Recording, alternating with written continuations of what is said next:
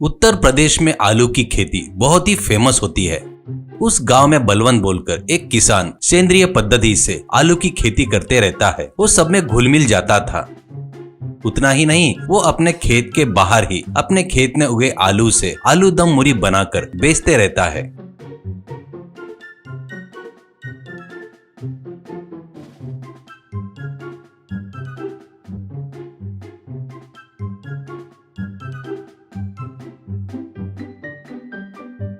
उसके लिए उस रोड पर जाने वाले हर एक व्यक्ति रुककर आलू दम मुरी को खाते रहते हैं। उतना ही नहीं, उसके खेत में फ्रेश उगे आलू को खरीद कर ले जाते थे। बलवंत के बुद्धिमानी की वजह से आजू बाजू वाले के खेत वाले किसान भी कुछ सलाह चाहिए होती तो बलवंत से ही पूछते रहते हैं। उतना ही नहीं, बलवंत अच्छा मजाकिया होने की वजह से किसान टाइम पास करने के लिए भी वहां पर आते थे। वो देखकर वहीं पे रहने वाला साथी किसान वीरू को ये पसंद नहीं आता।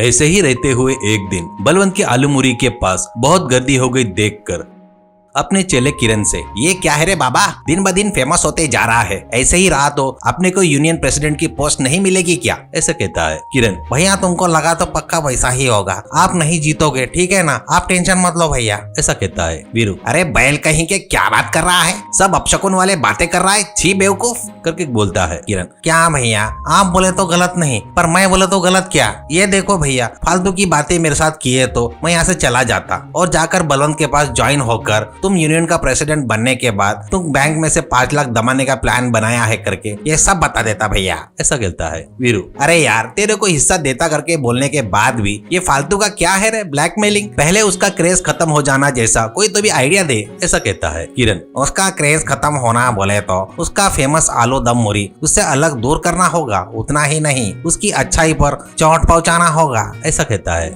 ऐसे ही रहते हुए कुछ दिनों बाद जॉकी बोलकर एक गुंडा बलवंत के पास आकर उसके आलू दम मुरी की गाड़ी को उसको दे दे करके मांगता है। तो बलवंत, अरे तेरे जैसे गुंडे को ये देता हूँ तो ठीक है रे, अच्छा है, ठीक है, तेरे को यहाँ देखकर कोई अपने बीवी बच्चों के साथ यहाँ पर आकर गाड़ी को स्टैंड लगाकर रुकेगा क्या? चल चल निकल यहाँ से, मुंह बंद करके निकल और अपना काम देख ले, ऐसा कहता है।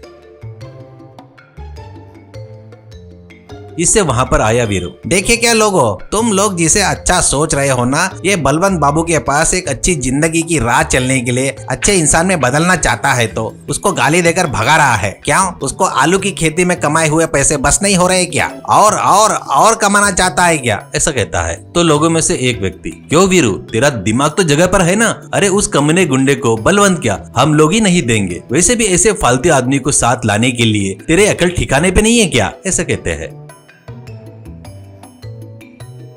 इतने में वहां पर आकर किरण, अरे भैया भैया भैया सॉरी भैया, हमारे भैया का पसंदीदा जानवर गधा है भैया, उसके जैसे ही हमेशा आगे वाले को उंगली करके गधे के जैसे पीछे पैरों से मार खाते रहते हैं भैया। कहने से लोग गुस्से से चले गए।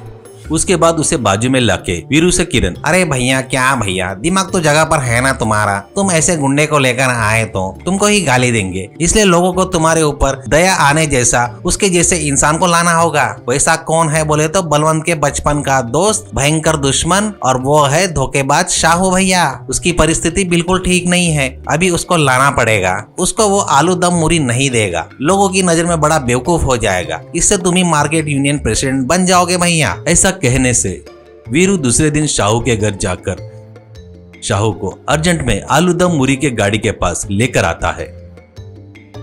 अब बलवंत से वीरू, देख बलवंत, कल उस जॉकी को गुंडा बोला, ओके मैं एक्सेप्ट करता हूँ, नहीं करके नहीं बोलता हूँ, पर अभी ये तेरा दोस्त शाहू है, एक जमाने में तेरे बचपन का दोस्त है, उसको दे दे ये गाड़ी, उसकी परिस्थिति अभी ठीक नहीं है, ऐसा कहता है शाहू। अरे बेवकूफ, कुछ तो भी अर्जेंट काम है करके लेकर आया, इसलिए क्या? बलवंत ने बहुत पहले ही मुझे ये काम कर ले करके बोला था रे, मेरे हाथ पैर बराबर काम नहीं कर रहे हैं, इसलिए मैंने मना कर दिया। इससे मेरी परिस्थिति देखकर बलवंत ही मुझे महीने के खाने के लिए, इलाज के लिए, सबको बस होना इतना पैसे दे रहा है। ऐसा कहने से लोग तालियां बजाते हैं। वो देखकर वीरू से किरण, हो गया भैया, पूरा हो गया, आप कोई नहीं है भैया, तुम इस गांव में फालतू बचे हो, यूनियन लीडर की आशा छोड़कर उस आलू दम मुरी की गाड़ी तेरे को ही चाहिए करके बोलो भैया, तुम ही मुझे दे दो, बोलो भैया। ऐसा कहने से गुस्से में आकर वीरू उसको पकड़कर मारने के लिए उसके पीछे भागता है।